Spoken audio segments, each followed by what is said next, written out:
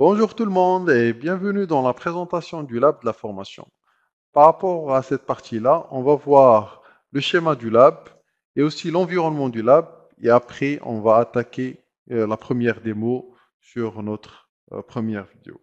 Alors, par rapport au schéma, ben, ce schéma-là, on va l'utiliser sur les trois formations qu'on va voir sur Sophos XG. Alors, tenez-le bien. Alors, par rapport au premier site, ça sera le site principal qui sera à Paris. Et il y aura un firewall. On va utiliser un seul firewall sur la plateforme là.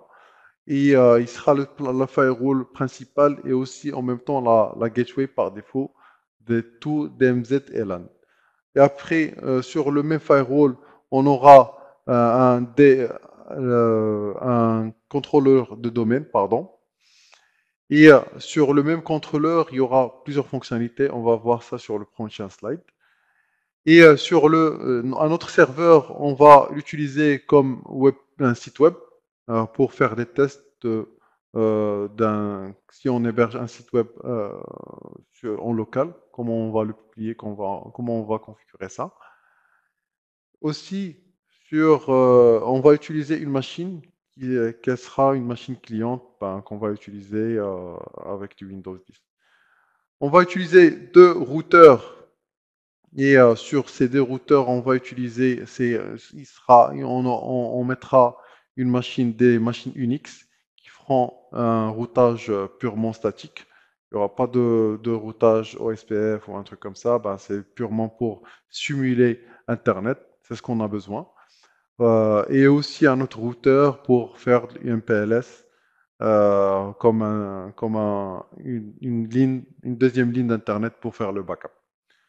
Sur le deuxième site, qui sera sur Rabat, alors on utilisera une VM Sophos que je vais vous montrer pour comment on va l'utiliser, on va le télécharger, comment on va accéder au site pour la télécharger, tout ça. Tout ça, on va voir ça sur les prochaines vidéos en détail. Et un serveur qui fera l'interface de tous les trois serveurs ici sur le site principal. On va utiliser ça comme un seul serveur là. Par rapport à l'environnement, comme je vous ai dit, sur Paris, sur le AD, il n'y aura pas qu'un AD, mais aussi un serveur SMTP pour configurer le relais mail là-dessus pour faire du cryptage des mails et tout ça dont je vous ai parlé dans les slides antécédents ou les vidéos antécédentes. Et aussi l'autorité de certification qu'on va mettre en place pour crypter tout ce qui est HTTP, décoder tout ce qui est HTTPS, le flux HTTPS, aussi pour d'autres utilisations qu'on verra par la suite. Pour le serveur web, pour la publication d'un serveur web vers Internet, comment on va l'utiliser, comment on va la configurer. Et un serveur, une machine normale, que je vais mettre du Windows 10 là-dessus pour faire du VPN client to site ou pour accéder au site web. Bon, il y a tas de choses qu'on va utiliser comme une machine cliente. Et pour le firewall, ça sera la passerelle par défaut pour tous les serveurs là.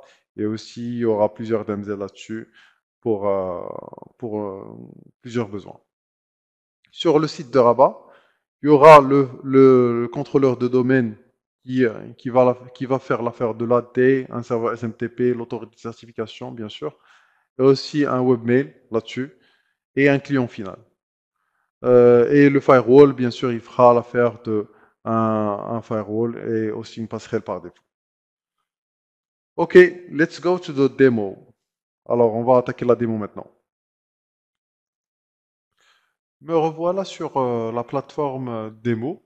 Moi, j'ai installé un ESXi 6.7 et j'accède en HTTPS sur l'interface. Je vais me connecter sur mon ESXi pour vous montrer les machines que j'ai ajoutées pour mon lab. Alors, je me connecte. Pardon. J'ai toujours du mal à me souvenir des mots de passe ou taper mot de passe pas dans le bon sens. Alors du coup, vous pouvez voir le lab que j'ai mis. Bon, maintenant, j'ai pas ajouté tous les équipements. Il me reste, je pense, juste le deuxième firewall. Mais là, ben, comme vous voyez, j'ai ajouté le AD du site primaire. Ben, le premier site, ben, c'est du Windows 2016 que j'ai installé là-dessus. Avec ben, un 4 Go de RAM, de processeur, pas plus. Aussi, la même chose, j'ai cloné la même chose ici. On verra dans les prochaines vidéos aussi la configuration sur chaque machine. Je vais essayer d'accéder sur chaque machine, vous montrer ben, la configuration de l'Active Directory, l'Active Directory que j'ai fait, ben, une configuration très très basique par rapport à ça. Aussi le firewall, bon, dans les prochaines vidéos, je vais essayer de me connecter sur ce poste, télécharger et vous montrer toutes les étapes de A à Z pour avoir cette VM-là de Sophos. Aussi les deux routeurs, j'ai pris du Ubuntu version 18.4.04 pour ce lab-là. Le serveur que j'ai utilisé, c'est une machine Windows 10, ben, juste pour des tests, client site to site et tout ça. Et le site web, bon, un serveur web. Ben, aussi, j'ai utilisé du Windows 2016 et avec de IS là-dessus. Alors, pour publier une page web. Je vais essayer dans les prochaines vidéos. Bon, il y a une partie où je vais accéder à chaque équipement pour vous montrer comment j'ai configuré tout ça. Mais je vous invite bah, à installer ESXi, télécharger les différents systèmes d'exploitation, ben, Windows Server 2016. Bon, si vous n'avez pas ça, vous pouvez avoir des versions antérieures, bien sûr. Vous pouvez utiliser du 2012. Bon, l'objectif, c'est d'avoir un AD et pour vous montrer comment on peut intégrer l'AD avec du Sophos. Aussi, la version d'Unix, ben, vous pouvez utiliser n'importe quelle. Ben, nous, on va utiliser juste ces machines-là juste pour faire du routage purement simple. N'importe quelle machine Unix peut faire l'affaire. Mais reste derrière la configuration, ça diffère bien sûr des versions Unix, bien sûr. Et aussi une machine Windows. Ben, si vous voulez utiliser Unix, bien sûr, vous pouvez l'utiliser pour faire le test, mais moi, j'ai utilisé du Windows 2010. Et pour le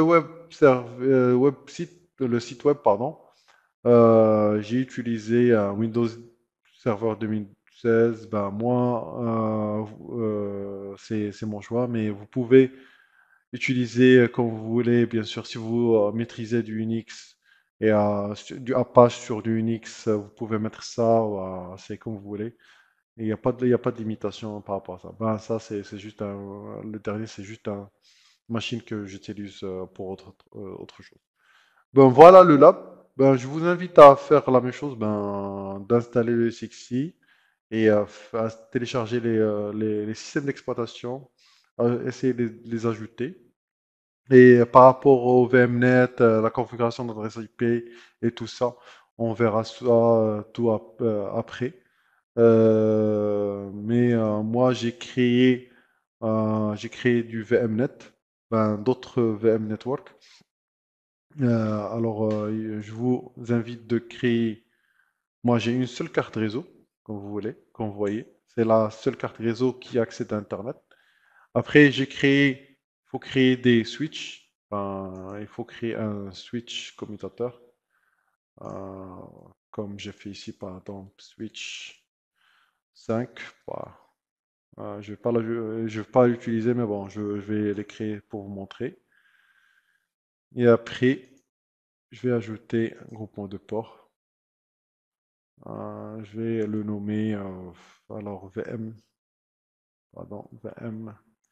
Network 5. Voilà, et je vais l'affecter à switch 5. Voilà.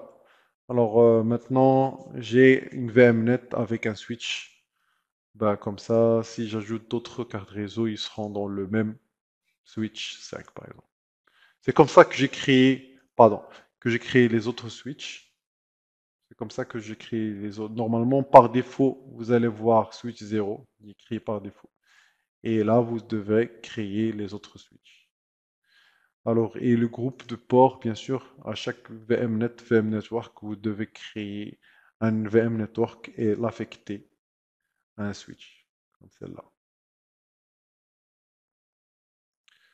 Voilà, je pense c'est pas aussi difficile que ça, mais vous devez créer des VM Network, par exemple 5, avec des vSwitch 5, et comme ça, on va commencer à affecter ça lors des prochaines configurations.